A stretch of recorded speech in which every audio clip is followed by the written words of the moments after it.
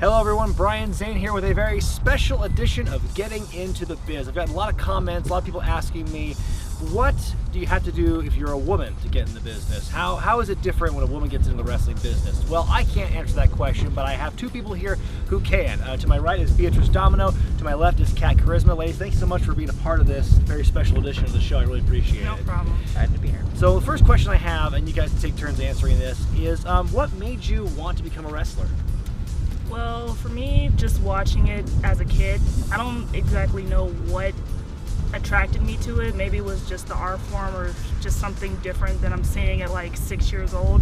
I knew I wanted to be a part of it. I started out wanting to be a commentator like Michael Cole because he was always my favorite.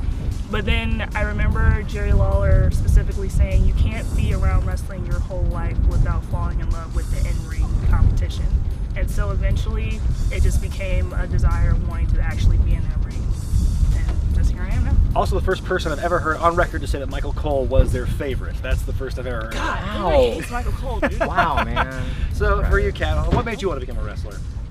Similar story. I've been a fan since I was like 8, and the mystery of wrestling always attracted to me because it was always different. And growing up, I was different, like in school, so it just kind of clicked for where I wanted to be. Everyone wanted to be like a doctor, whatever, something boring, and I'm like, I don't want to be anything boring. Yeah. Wrestling's awesome. I want to be part of it. Yeah. So when you guys started training to wrestle, first of all, do you guys feel you were treated any differently when you were training because of your gender? I mean, were you like the only girls in the school? Yeah. I'll let you go first this time. Yeah, I was actually the only one training with all the guys. Me personally, I didn't feel any like there's a difference. Only the difference was like, oh, don't hate this body part. I'm like, I don't really care.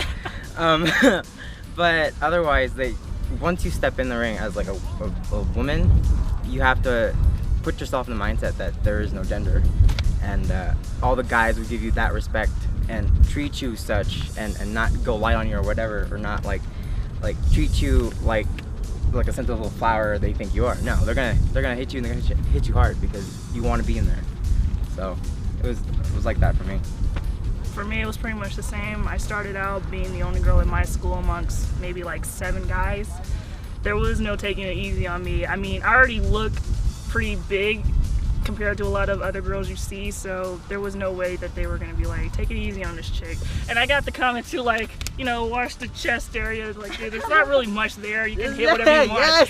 So, I mean, I've been put through the ringer, but it's good because I don't like the idea of being treated delicately or that I can't take certain things just because, you know, I'm a girl. Like, I've taken like horrible bumps. I've landed on my head. I've been forearmed and chopped and whatnot until I cried, but it makes you stronger and it proves to those guys like, hey, she's a girl, but hey, she's just tough. She's just as tough as the rest of us. How hard was it for the two of you to break in? So you got trained, you were ready to work.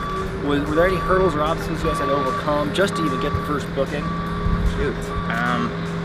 I'm very fortunate for, you know, the things we have in my promotion. I train with FSW. They're fair, give us opportunities when we want, or when we need it, not want. But the hurdles really was just getting to prove, you know, promoting more than anyone, because they're the ones who put the show together. And if they don't like your character, your entire story, your gimmick, they're not gonna let you be on that show. My biggest hurdle was like the fact that I was like a monster in the ring. There's really no other competition there, and getting a chance to actually wrestle and have, you know, it being consistent was my biggest hurdle. What about intergender wrestling? What are you guys' opinions on intergender wrestling? What is your face on that? Please let I want to know now. Explain the face. It's like, I don't have anything against intergender matches. I know certain times you don't really have a choice because, like you said, there's not many women. I don't know how it is in Vegas, but from what I heard, there's not that many promotions, so you don't really have that many women. For me, we have a handful of girls that we wrestle all the time.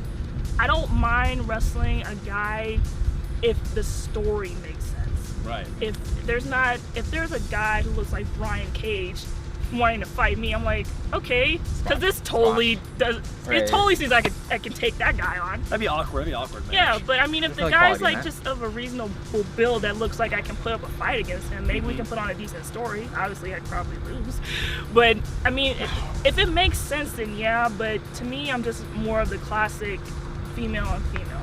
So the last question, what is the biggest piece of advice you would give to a young woman who's wanting to get into professional wrestling? I met Cesaro once, and he said, always keep believing.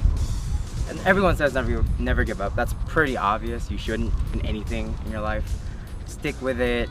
Be better than everyone in the room. Do your squats. Do your cardio.